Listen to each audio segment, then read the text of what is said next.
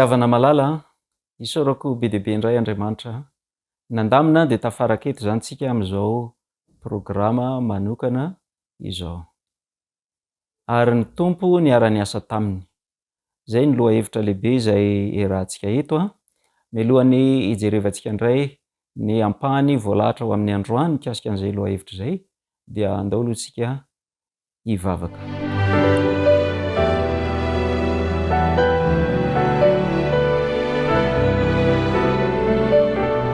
Andriamanitra rainay, isaoranay lehibe ianao ilay mitazona ny ainy ny zava-mananaina rehetra no mbola nafana indray miaraka amin'izao fotoana eto izao. Mbola afaka mandre, afaka miaino ary mbola afaka manitsy manamboatra ny fiainanay, hanaiky ho tezain'ny teninao ilay soratra masina nomeny tsindrimandrin'Andriamanitra.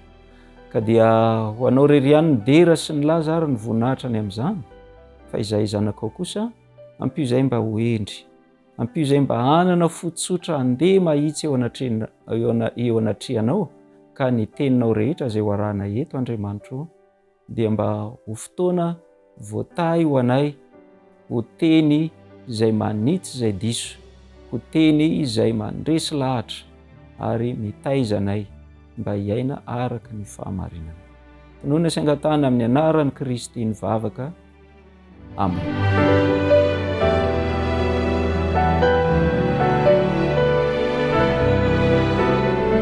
Ravana malala, tamin'ny lasa tsika dia niresaka hoe efa nataon'Andriamanitra ny fitsinjaran'asa eo amin'ny fiaraha-miasantsika aminy. Ary efa napetraka Andriamanitra tsara tamin'izay hoe ny anjaranao ry zanako dia mikatsaka ny fanjakan'Andriamanitra sy ny fahamarinany. Fa ny amin'ny hoe inona no hoaninao, inona no sotroinao sy ny hotafianao sy ny sisa, dia izy Andriamanitra no mikarakara an'izany ho anao sy ny ankonanao, ho antsika rehetra tsirairay avy. Tsy ho vitantsika ny sady hanompo an'Andriamanitra araka ny tokony ho izy no anenjika zavatra araka n'izao tontolo izao eo amin'ny asa mandraratsy. Noho izany zany dia mazava tsara ny tanjona izay anaovantsika ny asa rehetra, na ny asa fanompoana na ny asa fivelomana. Rehefa mety ho asa rehetra dia tafiditra ao anatin'ilay hoe asa tsara efa namboarin'Andriamanitra mba handehanantsika eo aminy.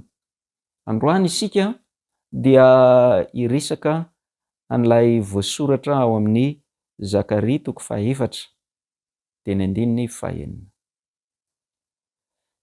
Bokin'ny Zakaria mpaminany 4:4 dia namaly izy ka nanao tamiko hoe zao ny tenin'i Jehova amin'ny Jerobabela, tsy amikery na ampatanjahana fa mifanahiko hoy Jehova tompony maro. Rava malala, manompo an'Andriamanitra ianao zao ary manao asa fanompoana miaraka amin'Andriamanitra. Mazava tsara ny toromarika omeny ny soratra masina tsika rehetra eo amin'izany fanompoana azy zany. Ety an-dalana izay eny amin'ny diantsika makany an-danitra, fa mbola sady mamita ny asy tsika ety amin'ity lalana ity, dia zao ny voalaza hoe tsy ny herintsika, tsy ny tanjakintsika, tsy hamaroanisantsika, tsy ny fahaizantsika izay mety ho fahendrena araka n'olombelona, tsy amikery na ampatanjahana, fa mifanahy n'Andriamanitra no avitantsika an'izany asa fanompoana izay nankinina tamintsika izany. Tsy afaka hisolo ny toeran'Andriamanitra isika mba hampavokatra n'io asa izay ataontsika io. Eo amin'ny fiaraha-miasantsika amin'Andriamanitra, arak'ilay voalaza ny Marka 5:12, ary ny tompo niara-ny asa taminy eo amin'izany fiaraha-miasa zany, tsy ho vitantsika mihitsy ny aka ny toeran'Andriamanitra eo am-panaovana n'io asa io. Tsy ny herintsika, tsy ny fahatanjahantsika, fa ny fanahin'Andriamanitra no hiasa mikery hampavita an'izany asa izany. Mpanompon'Andriamanitra anankiray dia tsy iza fa ny apôstôly Paoly, nanao fanambarana araka ny efa inoko fa efa fantatrao. Ozy hoe izao namboly, i Apôlôsy ny nandena, fa Andriamanitra kosa no mampavokatra. Zay asain'Andriamanitra ataontsika, zay nasain'Andriamanitra nataon'ny apôstôly Paoly, afafazo le izy, afafazo le izy apôstôly Paoly, afafazo le izy zanako. Andriamanitra no miresaka, mibitsika, nanindry tao am-pon'ny apôstôly Paoly mba mafy arak'izay vitany zay azo ny tanany atao, de tena nataony tokoa zany. Nisy mpanompon'Andriamanitra hafa ihany koa niara-ny asa tao, voafafy ny vo, tonga ny fotoana ilana hotondrahana, dia tonga ihany koa i Apôlôsy nandena an'izany asa izany, nanondraka mba hatonga n'ilay vo aniry tsara araka ny tokony ho izy. Samy nanao asa na i Paoly na i Apôlôsy, fa Andriamanitra ihany no mampavokatra. Ry havana malala, mazava tsara ohatran'izany ny tsy fahafahantsika manolo an'Andriamanitra. Indraindray isika rehefa mba mahita fahombiazana, indraindray fahombiazana kely de kely aza eo amin'ny asa fanompona, de lasa ohatran'ny tady ho latsaka ao anatin'ny firehariana hoe navita. Navita zahay, tena navita ianareo e. Za kosa aloha de tena lazaiko aminareo fa tena nanao mihitsy ary de hita moa zany zao fa mba isaoran'Andriamanitra fa nisy ny vokatra. Ry havana malala, tsy tsika ny nahavita, itsika nanao zay nasain'Andriamanitra nataontsika fotsiny. Fitaovana ihany eo ampelantanan'Andriamanitra isika, fa tsy ny herintsika, tsy ny fahaizantsika, tsy ny tanjakintsika, fa ny fanan'Andriamanitra no nahavita ny zavatra rehetra. Indrindra moa zany eo amin'ny asa famonjem-panahy, eo amin'ny asa famonjem-panahy zay asa atao mba hiatefa any am-pon'ny olona, mba hatonga ny olona hiova, hanova ny fiainany. Ry havana malala, tsisy ninina haitsika amin'izany, tsy mahay manova fo na iza isika, fa Andriamanitra no manao ny asa. Tsy amikery, tsy ampahatanjahana, fa Andriamanitra no miasa amin'ny alalantsika amin'ireny zavatra ireny. Ary azon'Andriamanitra atao mihitsy aza ny tsy niara ny asa tamintsika, fa nanao zay havita ny asa amin'ny fomba hafa, fa satria tian'Andriamanitra isika hahita an'izany fifaliana eo amin'ny fanompona azy, eo amin'ny fiarahana miasa aminy, dia itsika no nofidiana, itsika no nantsoiny, de raha aveo nofidiana mba ho isan'izany ilaza ny hatsaran'Andriamanitra, ilaza ny fahazavan'Andriamanitra eo amin'ny olona rehetra, ary tsy hoe milaza mivava fotsiny, satria ny asa rehetra zay ataontsika, ho hitantsika any amin'ny fizarana manaraka, tsy ny hoe mitory-teny sy ny sisa ihany no iasan'Andriamanitra. Zao no vakintsika ao amin'ny Korinthiana voalohany toko 12. Korinthiana voalohany toko 12 de ny andininy 9. Ary zarazaraina samy hafa ny asa, nefa Andriamanitra de iray ihany zay miasa ny zavatra rehetra amin'ny olona rehetra. Miasa ny zavatra rehetra Andriamanitra, ary miasa amin'ny olona rehetra zay manaiky ho ampiasainy, ho ataony fitaovana. Ravana malala, hanompo an'Andriamanitra ianao zao. Efa nanao an'izany ianao tamin'ny taloha, angamba mety mbola tsy nanao an'izany mihitsy ihany koa ianao. Tianao ve ny tena hiara-iasa amin'Andriamanitra? Efa voalaza fa aoka ianao mba ho fitaovana ho eo ampelantanany, de ho azo ny ampiasainy. De izy am'izay no aneho fahagagana amin'ny alalanao, izy no hiasa aminao, satria tsy ny herinao natanjakao, no avitanao ny asa raha hanompo azy ianao, raha hiara-iasa aminy ianao, fa ny fanahiny, izy no manao ny asa. Ny angatahany amintsika de itsika vonona hiara-iasa aminy fotsiny. Eto zany dia tsindriko manokana indray, na de efa niteneniko tamin'ny fotoana tany aloha aza, eo amin'ny fotoana zay fanendrena zay mpiandraikitra raha any amin'ny fiangonana zany zao, ny ankamaroan'ny fiangonana indrindra ny fiangonana advantista rehetra efa hanomboka hanao an'izany isika zao ry havana malala. Ita ianao anie Andriamanitra mba ho tena mazava tsara aminao ny fiarah-miasa amin'Andriamanitra, ny fitsinjarana andraikitra zay efa nataon'Andriamanitra. Inona ny an'Andriamanitra ary inona ny ho anao, inona ny andraikitra ho anao, inona no tokony ho toeranao manoloana ny toeran'Andriamanitra raha anao ny asan'Andriamanitra ianao, raha hiara-hiasa aminy ianao, satria mazava tsara ny fanambaran'ny soratra masina fa zao ianao io tsy afaka hisolo ny toerana misy an'Andriamanitra, tsy maintsy hiankina amin'Andriamanitra zato isan-jato ianao eo fanaovana ny asa fanompoana azy, satria tsy ny herinao natanjaka ao ny avitanan'izany fa na n'Andriamanitra no manao an'izany, fa ianao kosa izaho isika zay manompo azy, ny anjarantsika de manolotra feno an'Andriamanitra ny tenantsika mba ho azon'Andriamanitra ho ampiasaina.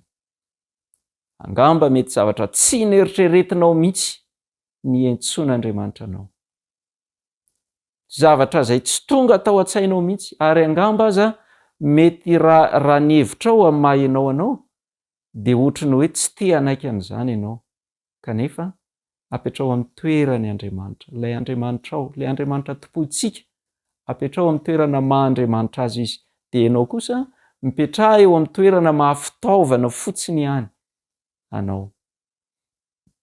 Tsy afaka hisolo ny andraikiny ianao ka hoe ianao no andeha hisafidy zay zavatra ho ataonao sy zay zavatra tsy ho ataonao eo amin'ny fanompoana azy. Tsy afaka manao an'izany tsika ry hava-malala, fa ny anjarantsika de zao manompo an' Jehovah amin'ny fifaliana n'aiza toerana zay ametrahany atsika. Eto de mba tiako ny anao karazana fizarana kely amintsika ny amin'ny fanompoana an'Andriamanitra, tsy nataony ny tenako fa zavatra tany amin'ny toerana zay efa nisako teo aloha.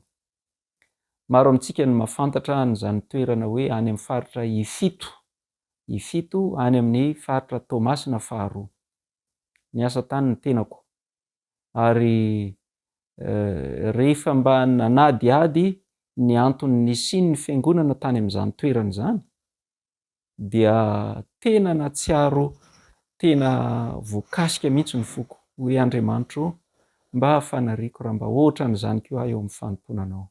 Inona ny zavatra nisy zany toerana Ifito zany ry havana malala? Misy fiangonana maro, raha tsy diso eo amin'ny 20 teo ny fiangonana teo amin'ny distrika zay niasako, lavitra, tena lavitra, ary tsisy fomba ahafahana mandeha any afa-tsy ny ditongotra, sady sarotra ny lalana, mita rano, mandeha fotaka, fiakaram-be, fidinam-be, anaty ala, any an-tampon-tendrombohitra sy ny sisa, sarotra ny lalana, ary 3 andro mandeha tongotra zay vao tonga any amin'ilay fiangonana hovangina ao. Fa misy mpanompon'Andriamanitra any, misy zanak'Andriamanitra any, misy fiangonana any.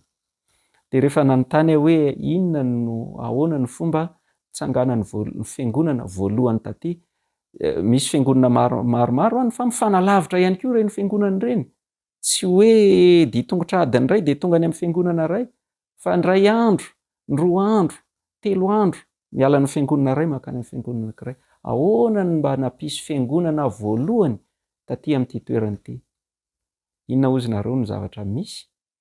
Nisy mpanompon'Andriamanitra nipetraka taty an-tanan-dehibe, rehefa nandray an' Jesosy izy, nandray ny fahamarinana avy tao amin'ny tenin'Andriamanitra izy, dia niredareda tao aminy ny fanariana hoe andeha hizara an'izany fahamarinana izany any amin'ny tanàna zay nahalehibe ahy, any ny havako, any ny fianakaviako. Ka de zao niala tamin'ny asany taty an-drenivohitra taty Toamasina izy, de lasa nidina nipetraka tany ambanivohitra, nitanjona de hikatsaka ny fanjakan'Andriamanitra sy ny fahamarinana, fa tany izy nanao zay fomba ahafahany mivelona. Ohatra ny fiveloman'ny olona tany dia namboly izy, niompy izy arak'izay zava-misy azony ny ainana tany. Ho azy de io lay asa tsara namboarin'Andriamanitra mba handehanany ao amin'ny raha teo. Ry havana malala, ny asa Andriamanitra. Ny asa Andriamanitra ary dia amintsika miresaka izao dia efa maro ireo mpanompon'Andriamanitra vokatry ny asan'izany mpanompony izany. Maro ny olona manompo an'Andriamanitra, maro ny fiangonana mijoro any amin'izany faritra lavitra ary tena sarodalana izany. Hitahy ianao any Andriamanitra mba hanaiky ho fitaovana ampiasain'Andriamanitra ihany koa ianao amin'izay fomba izay heverin'Andriamanitra fa tokony ampiasana anao, tsy izay tediavinao, tsy izay irianao na izay heverinao fa metimety. Avelao Andriamanitra ampiasa anao, avelao izy mba haniraka anao any amin'izay toerana heveriny fa ahafahanao manompo azy. Mety eo amin'ny toerana misy anao ankehitriny izany, fa mety ho efa any amin'ny toerana hafa ihany koa izany. Fa raha sitrakao, raha te hiara-iasa aminy ianao, ho tanteraka aminao ilay hoe manompo an Jehovah amin'ny fifaliana, ho tanteraka aminao ilay hoe ny tompo hiara-iasa aminao, fa zao manaiky mba ho fitaovana mahomby eo ampelantanan'ilay Andriamanitra mahay ny zavatra rehetra. Dia ho hitanao ny fifaliana ho raisinao amin'izany, satria izany ny antony mbola mahety ambonin'ny tany atsika. Tsy hitolona mba azo saranga ambonimbony na hitolona hiadiana amin'ny fiainana, fa nikatsaka ny fanjakany sy ny fahamarinany. Amita ny afatry ny filazantsara ho voatory amin'izao tontolo izao dia ho tonga amin'izay ny tompontsika. Hitahinao ny Andriamanitra hivavaka isika.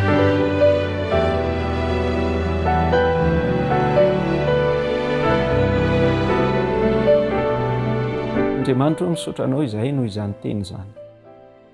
Mamelombelona ty amponay ny fanarianay te hanompo anao amin'ny fifaliana. Ka dia indreto izahay Andriamanitra, indreto ny mpiaino rehetra izay manaraka an'izao fandarana izao, hanolo tena ho anao izahay, dia ianao no andaminy. Izahay Andriamanitra hanaiky izay fandaminana rehetra avy aminao. Inona no andraikitra tokony ataonay eo anivon'ny fiangonana? Inona no anjara fanompoana ho tanterahanay? Aiza ny toerana anaovana an'izany sy ny sisa? Ianao mahafantatra an'izany Andriamanitra fa izahay manolo tena feno eo ampelantananao izahay. Satria izany no taridalana omenao anay amin'ny alalan'ny soratra masina. Ka izahay dia te hanompo anao feno amin'ny fifaliana, ho anao rery ihany ny dera sy ny laza ary ny voninahitra mandrakizay. Amen.